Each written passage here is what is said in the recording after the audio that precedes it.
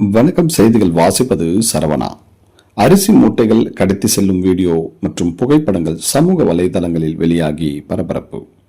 திருப்பத்தூர் மாவட்டம் வாணியம்பாடி நகர பகுதிகளில் இயங்கி வரும் நியாய விலை கடைகளில் இருந்து ரேஷன் அரிசி மூட்டைகள் சேகரிக்கப்பட்டு அவற்றை தமிழ்நாடு ஆந்திரா எல்லை பகுதியின் வழியாக இருசக்கர மற்றும் 4 சக்கர வாகனங்களில் கடத்தப்பட்டு வருகிறது.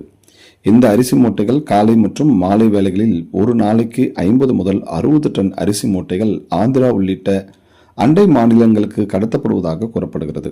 இந்த நிலையில் இன்று அண்ணா நகர் பகுதியில் உள்ள அம்பலூர் காவல் நிலைய சோதனை சாவடிகளை கடந்து இருசக்கர வாகனம் மற்றும் ஜீப்பில் ரேஷன் அரிசி மூட்டைகள் கடத்தி செல்லும் வீடியோ சமூக வலைதளங்களில் வைரலாகி பெரும் பரபரப்பை ஏற்படுத்தி வரும் நிலையில் அம்பலூர் சோதனை சாவடியை தாண்டிதான் இந்த வாகனங்கள் செல்ல வேண்டும். இந்த சோதனை சாவடி வழியாக செல்லும் ஒவ்வொரு வாகனத்தையும் அங்கு பணியில் உள்ள காவலர்கள் சோதனை செய்து அனுப்பினால் இதுபோன்று கடத்தல் சம்பவங்கள் தடுக்கலாம் என்று சமூக ஆர்வலர்கள் கருத்து தெரிவித்துள்ளனர்.